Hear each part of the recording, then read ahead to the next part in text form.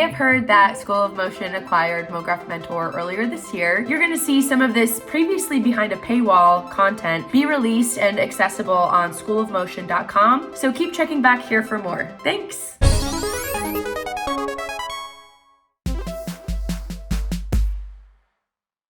Let's talk about action and reaction. Our job as motion designers is really to bring a series of images or scenes or shapes to life by making it feel connected and like things are flowing together. So I'm just going to create a new composition here and call this action and reaction. Go ahead and hit OK. Now let's start building out these elements, and we're going to come back to using gradients because I just feel like, gradients and shape layers and blending modes are kind of a match made in heaven here in After Effects. So let's keep playing in that space. Let's go to our shape layer panel. I'm going to choose to turn on title and action safe, and again come into the middle and just create a kind of small first element. This is going to be our hero element that's going to drive this action and reaction. And I'm going to just change this fill to just some kind of base color here. I'll just choose kind of a red. Now I want to duplicate this and do as we did before, and I want to create a mask. So again, we need to come back and toggle tool creates mask, or else I'll just be creating another shape layer. And just go ahead and put a mask, and then I want to come back to the actual shape layer level and change this color to something like a blue. Now, if you don't see your shape layer, hit M on the keyboard, and that will reveal the mask. If we toggle this mask open, we see that we can feather it. So let's go ahead and feather this shape here. I'm gonna go ahead and duplicate and change this mask here, and then we also just want to change this color on this third layer to, let's say, something like a yellow.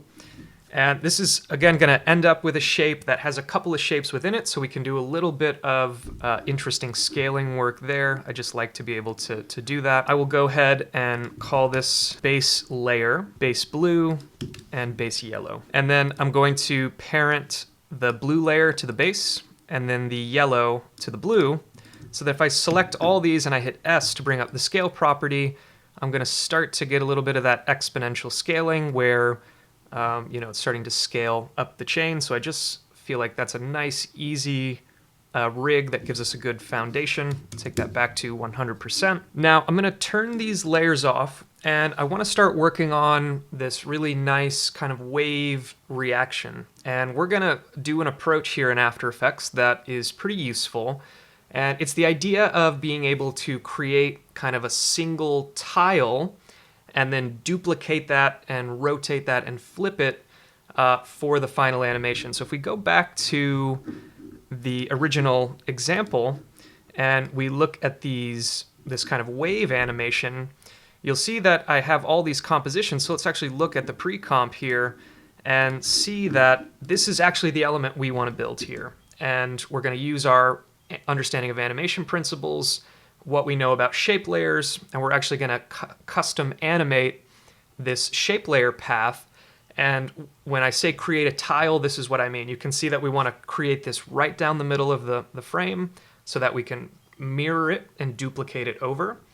And I want to show this example because it's really common in After Effects to just try to build one element and then pre-compose it, duplicate it, change it, offset it, just build a base element. So that's what we want to work on here. And we'll see that, the animation that we want to achieve is, this thing almost falling into water, right? When we have this main ball element come down and land into place and bring that velocity almost a smashing into animation as we talked about, we're going to want to see this thing immediately ripple. So for our purposes here, that's almost like a jump, right? Where you're fast out of the first pose and then you ease out into the end.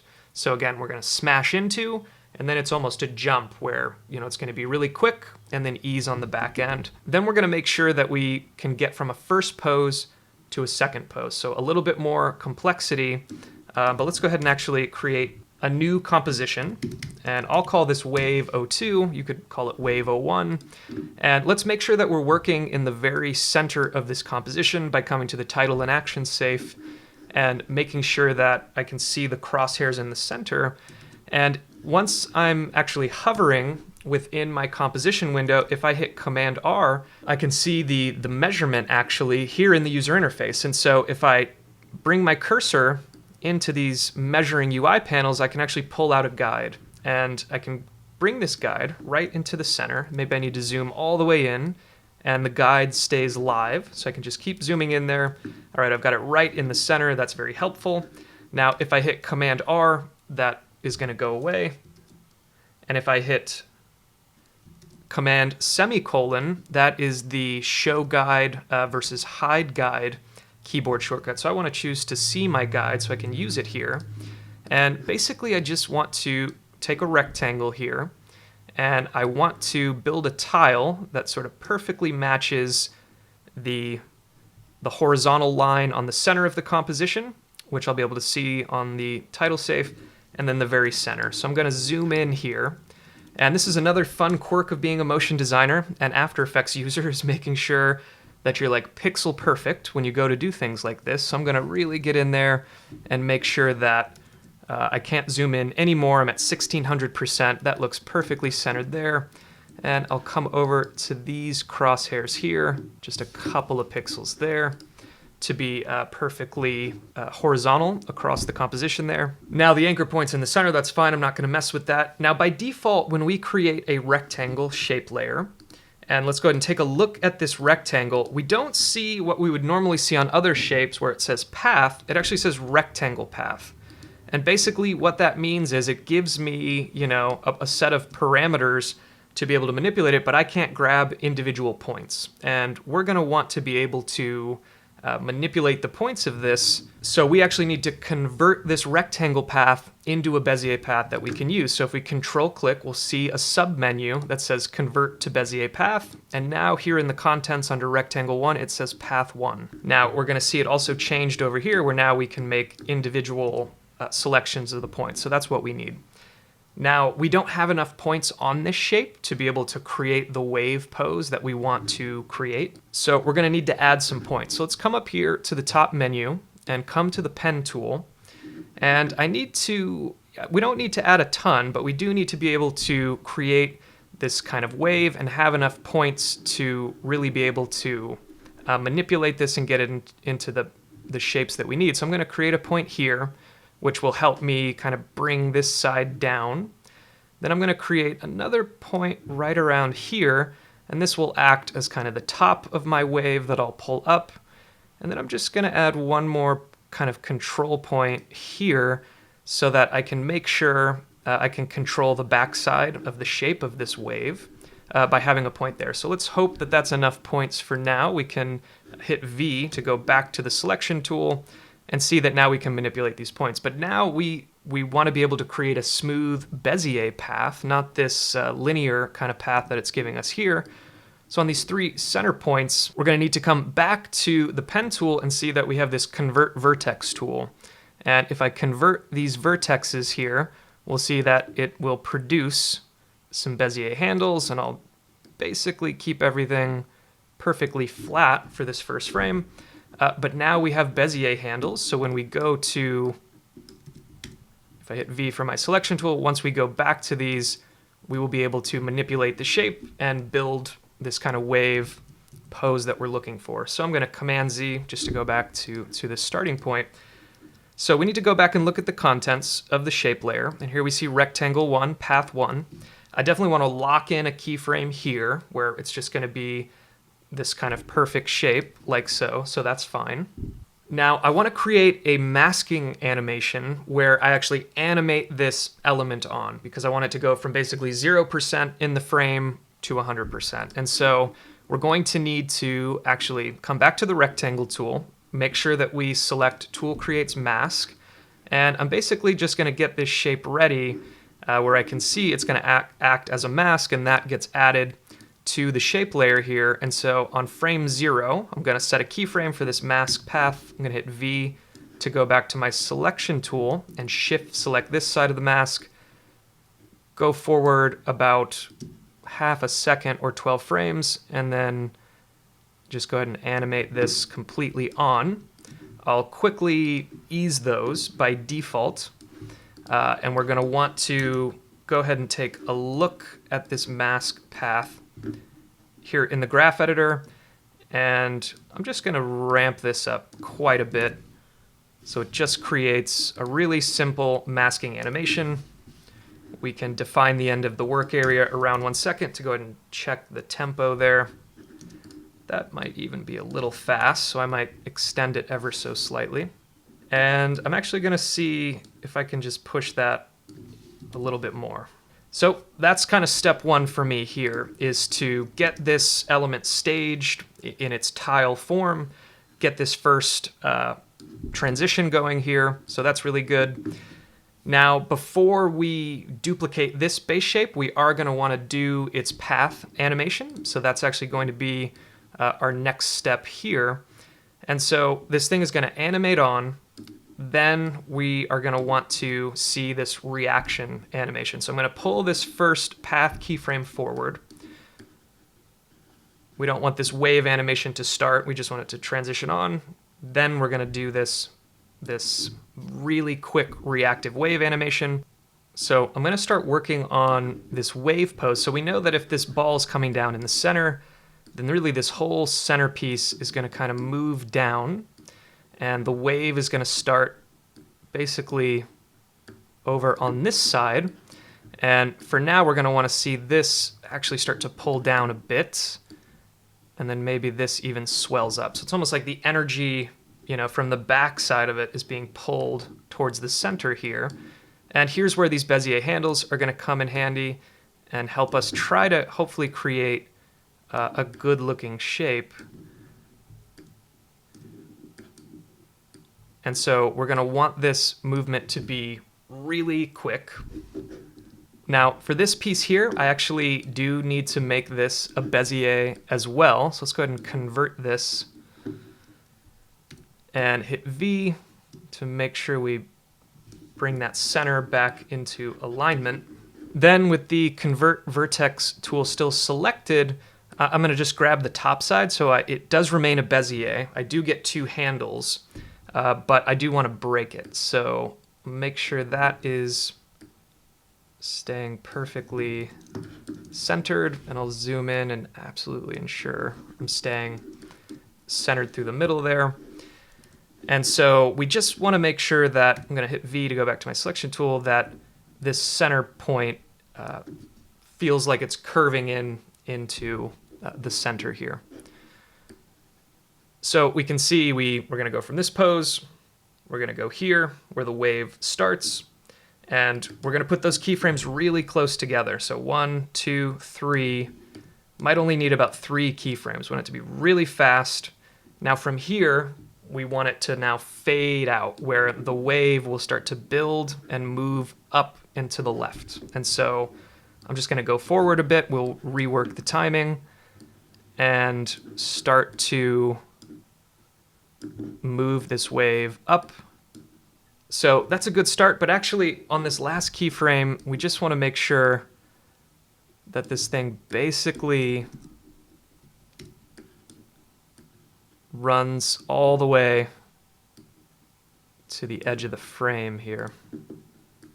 And I'm just going to lift this up and try to get to this pose here. Now, with these 3 poses that we have here, we can go ahead and say easy ease. We're going to want to take a look at the graph editor. So let's remember, we want to move really fast out of these first 2 poses. And so I'm going to zoom in on the animation we have. That means, this very first frame, I want the velocity to be really, really high. And so if we take a look, we'll see it'll then kick into this pose really quickly.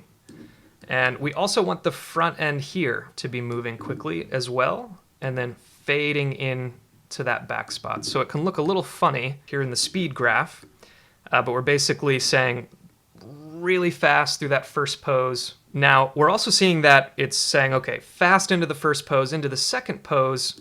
Now it's actually slowing down to 0 velocity. It's laying on the very bottom, and I don't want that. I want this to kind of continue through at a somewhat similar velocity, but I still want to make sure that first keyframe kicks on really quickly. And so if I hit Command 0 and take a look, we'll see that's maybe even a little bit too fast, and I need to correctly define a work area here. So we can just watch this. And so we probably just want to extend that last keyframe. So I'll do it right here in the graph editor and take a look and see how this animation's looking. Now I can see that this shape at the very end is maybe a little bit extreme, and I should be allowing that wave to have a little bit more breathing room and not making the shape so extreme there. So let's see how those changes, maybe smooth it out just a bit. Yeah, that looks a little bit better. Now that's the base wave animation. And at this point, I would say I'm gonna go from a fill to just a linear gradient fill, and we'll see those gradient handles come back on. And I do just want to put a gradient here on this shape. And this is where you can add a little bit of creativity, any kind of color schemes you think look nice. Choosing complementary colors can be really nice, right? Where you can take a cool tone and a warm tone and blend those together. Just try to make something kind of visually interesting there. Now let's go ahead and build out the second pose where I'm gonna go extend this work area and say, all right, it's gonna get to this pose. It's basically, velocity is gonna go to 0, which means it's gonna hold just for a moment. I'm actually just gonna extend this. I'm gonna extend the easing out just a little bit more actually. And on the back half of this easing, then I quickly want to have this come all the way back up to the center. And so take a quick zoom in to make sure that gets back to the center. And I just want this top point to drop all the way to here. And I'm basically gonna kind of invert the curve. And I think that's gonna look visually really nice. And so that's gonna happen pretty quickly. And we're gonna wanna make sure that we're just doing a classic ease. And so by default, there's a little bit of ease, but it's not a ton. So we're gonna get into the graph editor and just greatly exaggerate this. And I'm gonna come back out and define a work area by hitting B and N to see if it's maybe a little too fast, it's a little too quick, and I'm gonna come back into the graph editor and ramp this up even more so it looks even more exaggerated, and hit the graph editor icon to pull back out of there. And so yeah, so that gives me a nice second transition in terms of a base element to that next pose. I think we're ready to duplicate this base element so we can add that nice stroked line effect that we get. So let's go ahead and call this base fill, duplicate it, and call it stroked line. And now instead of a fill, which we'll turn off, but we'll still have the shape layer there, let's go ahead and turn on a white stroke and add, kind of whatever thickness we think looks good. Now, basically what that's gonna do is just create a second copy of the shape that's perfectly in line with the first. So that's all working just fine. So I'm gonna go into the contents of this stroked layer here and go to the transform rectangle 1 where it says scale, and unlink these properties, and then just pull this value down ever so slightly. And that's just gonna create a little bit of an offset so that we can actually see that line away from, the edge of our base fill. And then you see at the very end of this, we get actually a nice little bit of overlapping action here, which is nice. And another way that we can further push this is to offset the keyframes. And we talked about this before, as little uniformity as we can get is gonna be helpful. So if we were to offset these slightly, we're gonna get a little bit of overlap. And if we actually then pull this keyframe in here a bit, we're gonna see these nice little overlaps that just add a kind of a visual dimension to this base element. And then now that we offset that, we're gonna see a little bit of a leading indicator there where these actually don't move 100% in sync. And this is really common, as we said, of taking base elements, duplicating them, and then doing a little bit of offsetting so that you can get a little bit more production for the time that you've spent to create that base element. So that's looking pretty nice there. Now we are gonna see that we do see this whole center line, and that is a little bit pesky when we go to duplicate this. So let's go ahead and turn off the title and action safe for a moment here and hit Command semicolon to turn off our guide and look at this stroked line here. And basically I'd like to be able to mask out this center line here. And we already have a mask animating this on.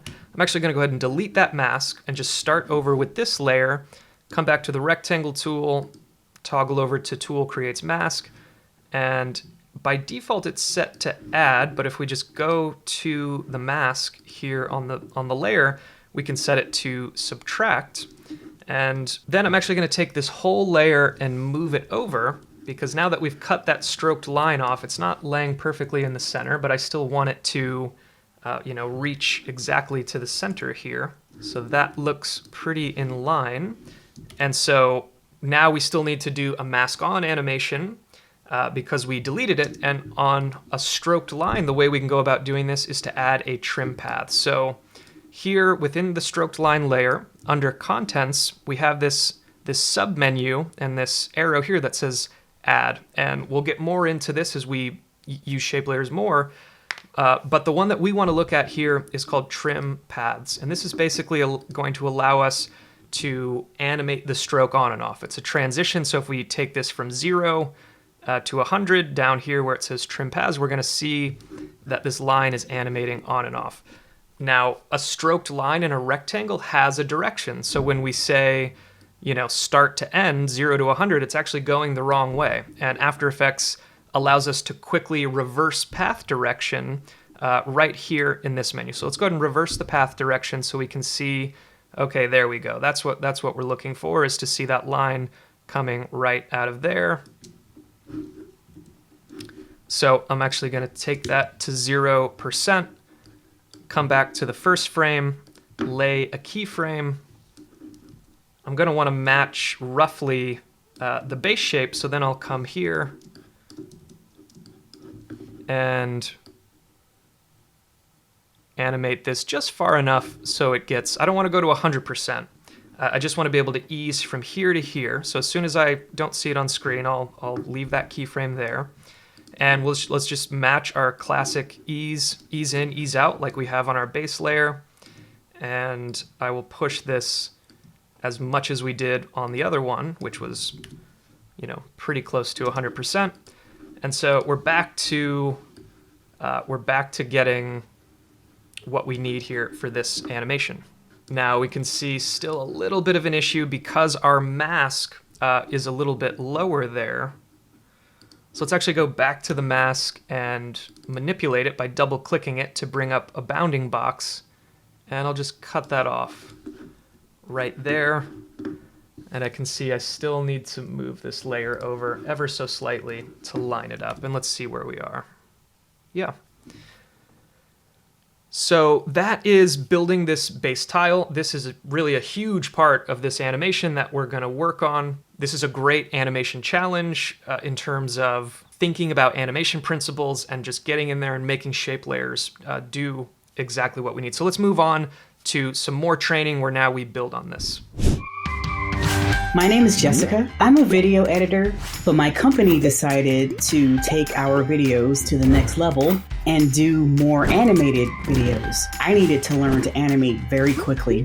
I came in knowing nothing about motion graphics, and I left knowing how to make things move. I've gone from being able to do the screencast on my computer to being able to make videos with assets I can create myself. Whether you're at level 0 or whether you just need to polish up on certain skills, I thought it was perfect. My name is Jessica, and I am a School of Motion alumni.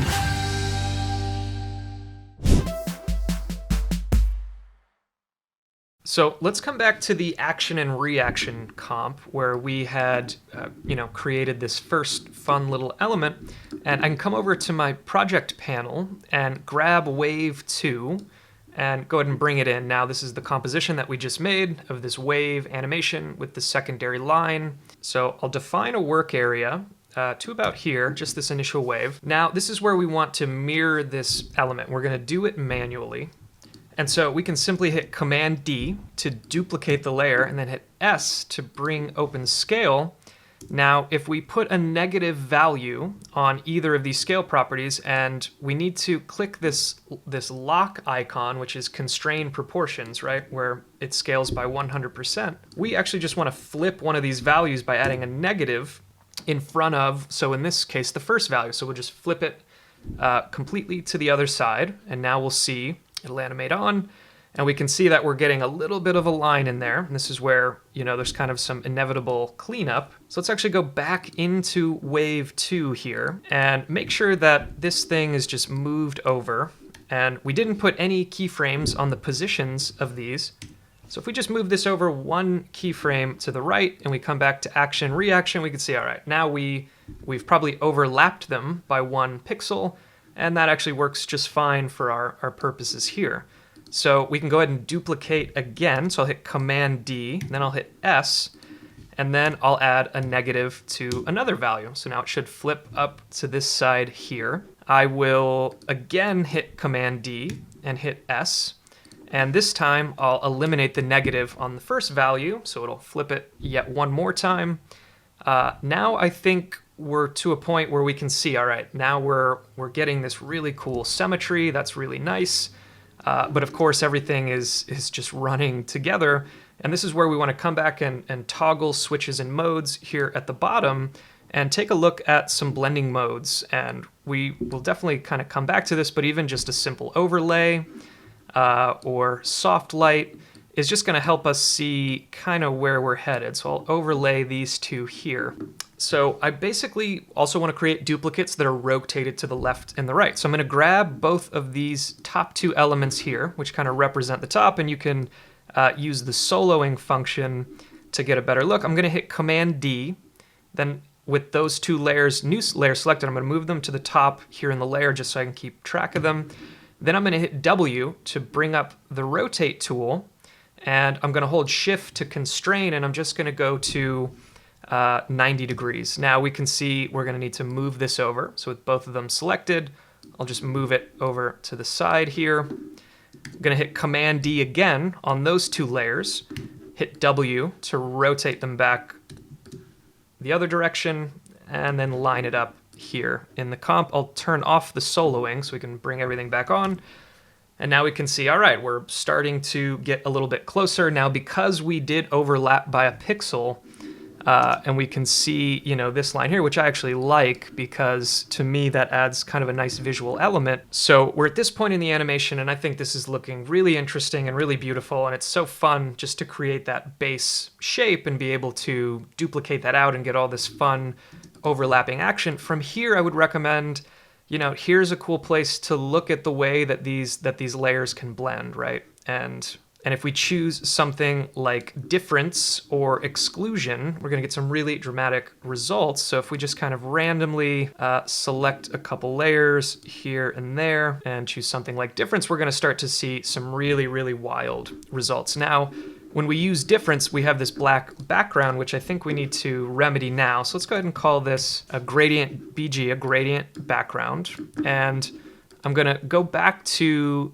the generate 4 color gradient, and this is going to help us create another layer of color for these blending modes to work against. And as of right now, we can really decide if we want this to be a little bit warmer or cooler. I think I'm going to opt for a generally warmer tone on the background so that when I choose something like difference or exclusion, it almost kind of inverts it. Then it gives me a colder tone here, and you can see just all of the dramatic colors that we're getting here. Let's take a look. If we were to manipulate this blue, we can see we're going to start to move that part of the shot, that color spectrum around just a bit. This also allows us to go down to our very bottom layers and choose other blending modes as well, like a hard light, a soft light, an overlay. If I choose something like hard light, it's going to be, keep a lot of that saturation, which is interesting, and kind of create a little bit something like this. Now, we probably want our base layer to actually exist above all of this, so when we start to bring that part of the animation in. And I think some of these hard lights work a little bit better than overlay because we're starting to lose some of these white stroked lines. And so overlay may not be the best choice if we want it to appear really, really graphical and sharp. So I'm going to kind of default to a lot of hard light layers here. And these difference layers, the exclusion really isn't working quite as well. And this blue is kind of bothering me a little bit here. So I want to come up to back to this 4-color gradient. And let's see, where is point? This is point 2 over here, this green. I think I want to change this to where I pull a little bit more purple right there instead of that blue. Now, the next thing we want to do is have a null object that can control all of these tiles. So I'm going to control click here, and I'm going to add a null object, and I'll just call this tile control and move it in the stack. Not that we need to move it necessarily, it's a null object, but we'll keep our comp as clean as possible. Then with all of the wave comps selected, we will hit tile control. Now if we hit S, we can verify, all right, that's working. And this is gonna help us maybe scale the shot a little bit more. I think maybe we're seeing a little bit too much of this at the edges here, and we might wanna get to right about there where we can see just a little bit of kind of a cleaner shape and emphasize this eye a little bit more here. And I'm actually gonna, these differences are just not working as well. I'm gonna simplify it a bit and just kind of stick with a hard light blending mode across all of these. So now when it comes to this scale, maybe we would like to just kind of stay at this scale, but start to move forward and add even another layer of animation. So when the wave animation starts, which is right, let's find that frame in the pre-comp right there. So I'm gonna go back 1 frame on this scale and then move forward in time to where it kind of stays on this position here, where it starts to move. And I'm going to scale this up because I think adding even one more layer of animation to this will help sell this action and reaction idea. So I'm going to easy ease. And again, we know that we want the initial part to be really, really fast and then ease into that second post. So it's basically a jump. So even now, there's just a little bit of subtle movement of us scaling up right at the same time that that moment of reaction happens. So that gives us a nice little bit of extra information there.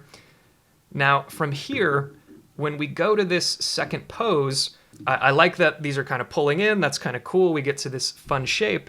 But let's go ahead and rotate. Let's go ahead and rotate this whole thing as well as scale. So we're going to want to scale up, I think, just a little bit.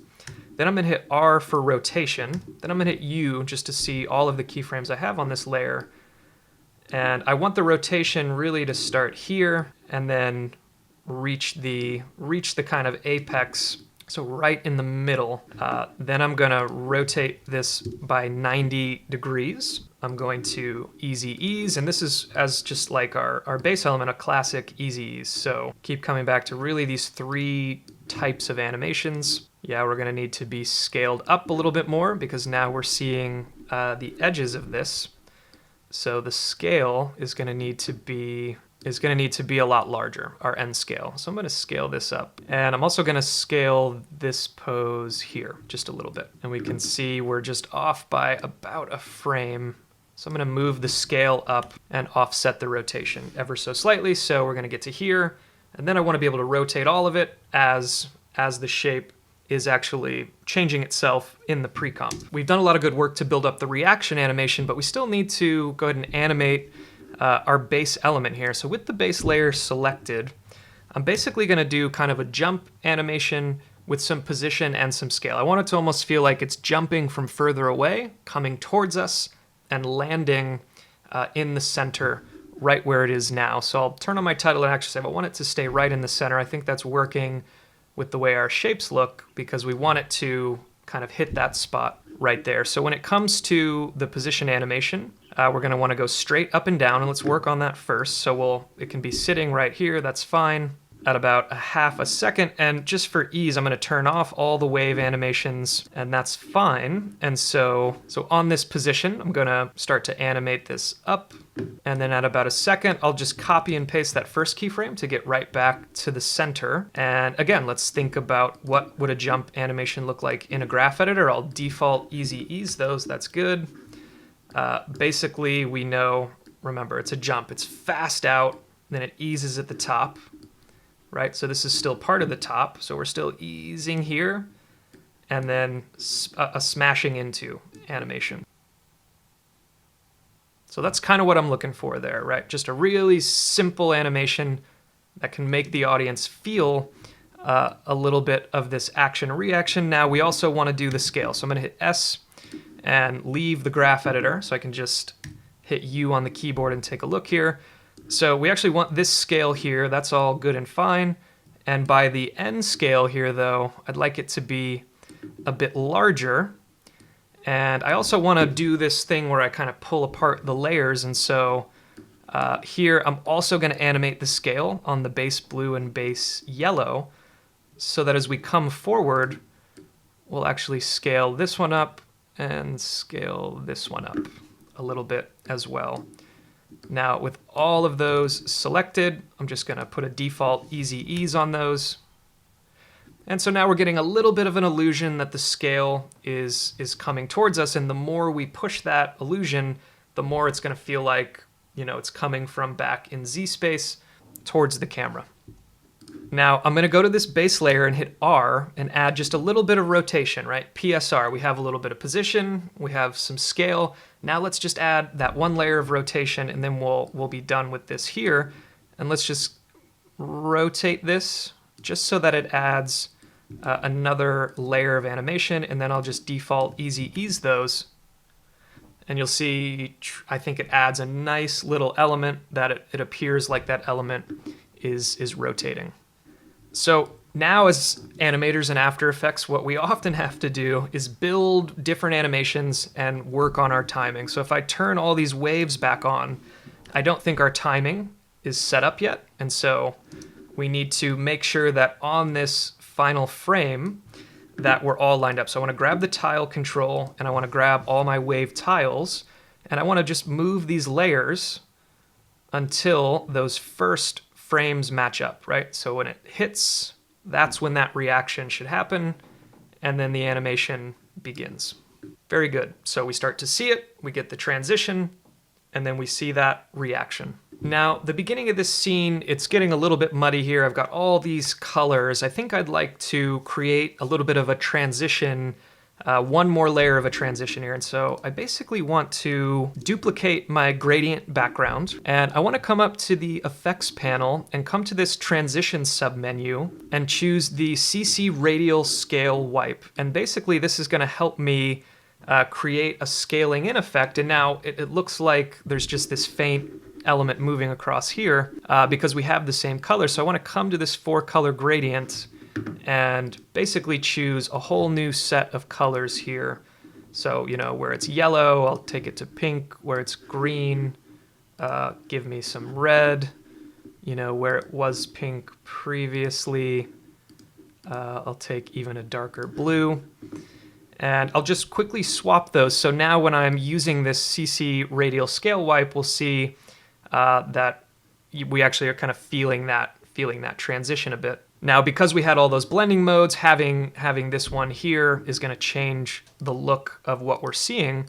And so you could flip the order of these, whatever background we need to have at this point is going to be relevant. So I'm actually going to make this my main background here. So I'm going to hit Command X on the radial scale wipe on that layer and Command V to paste it to this layer. And then let's go ahead and create a completion animation here where we start at 100%. So this is what we're going to see here on frame 1. So I'm going to say 100%. And then as this animation starts, I just want to see this scale all the way down. Now, just adding a circle to cut across these lines and these rectangles and kind of boring shapes a little bit is just a nice, helpful way to, I think, further, improve the beginning of this transition here. And we are going to want this to go all the way to 0, but we'll work on the timing of it. Maybe we want it to be landing just a little bit before that element hits. And I think for me here, this is a good candidate for just a classic ease that we're probably going to want to push. The default easing in After Effects is just often way, way too mild. And so I think you're going to find yourself basically pushing and exaggerating any default eases for the most part. So that adds a nice element there. We bring that circle in. It really narrows our focus right to the center. It feels like the circle is kind of almost jumping out from that background and landing and creating this reaction. And then we rotate and go to this second pose here. Now, because we have this set up, we can go back to that initial layer. So, when we get to this point, when we start to do this whole second transition, let's see if we can use this same layer and add more visual interest to this second layer here by actually just kind of reversing that out, perhaps. Or even just bringing it right into the center, like so. Like, that's kind of interesting. We'll add one more element to get to this point here. And I'll do a similar easing on this one. We can see that's not at all what we want. By default, I just want to make sure I'm selecting each keyframe handle and pushing that so it's really snappy. So now with that second layer and this radial scale wipe, I think we're starting to add a lot more visual interest to each of these little transitions. Now we want to transition off. I'd like us to then get all the way back to where we were at the beginning to actually create a little bit of a loop out of this. And so we need to go back into this base element, and in the way that we brought these on, we need to take them back off. So let's go to this base fill here and hit U, and we'll see our mask path here. And if you don't see your mask, it may be because the toggle mask and shape path visibility icon is not selected. And you'll see if I select that, then I can see my mask here. And so I want to make sure that my mask doesn't move during the middle of this animation. So I will add a keyframe to make sure that it's totally in position here. I'm going to zoom out actually and say, okay, once we get to this second pose, it's going to hold for just a moment. And then I basically want to animate this all the way off. And I'll make sure that, that default easing isn't really going to be enough. So I'm going to get in there and just quickly exaggerate that and push that forward. So now what we're going to see is comes on, wave animation, that second pose. Now this is going to dramatically change what we see, but first we need to make sure that we get this stroked line off as well, and we built ourselves an easy way to do that. Now if we want to reverse it, let's actually lay a keyframe on the start position right here, and then as this is animating off, let's just go forward. It should be getting to about 33%, but really just till it's off screen, just till it's cut off by the composition. And we'll ease that, and we're going to need to hit plus on my keyboard there, plus or equal sign, and go ahead and push those really quickly. And so now we should see that our base element is going to line up with what we need for the loop. Second pose, everything's off. So if we come back to our action and reaction comp, now we should see, okay, we're going to get the rotation, the second circle, and they fly off. Now it looks way too fast when we see it, and so I can just go back in here and take these back two keyframes and just extend that out a bit. And I'm going to define a work area at the end here. So I'm going to slow it down even more because we have it at such a large scale. That feels a little bit more comfortable. I don't want to see those just completely rip off the screen. But let's go ahead and rotate a little bit more. So we got to this position, and as it starts to animate off, let's get our tiles to a whole new position. So let's try to take it now to kind of a diagonal. So let's take it to a 45-degree angle as it's starting to animate off. And I'll actually move this back just to coincide with the end of that. So we'll see, starts to rotate as it pulls away. And this is really the process, right? And those are actually already eased. The default easing is probably not going to do it for us, so I'm going to add a little bit more exaggeration on that. And basically we just need to move this last keyframe out a bit.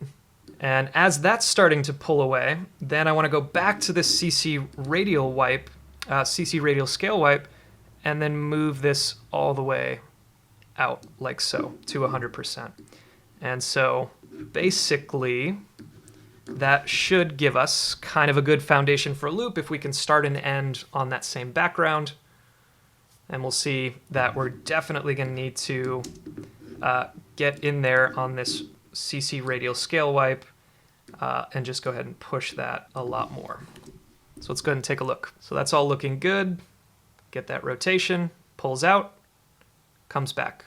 So I know this has been a lot to follow. This is a lot of complexity. We're building on the knowledge of what we understand, doing comps, doing all this blending, adding the position, scale, rotation. Hopefully this has helped you learn a lot about how to master this kind of shape-driven work in Adobe After Effects. So thanks so much for watching, and happy animating.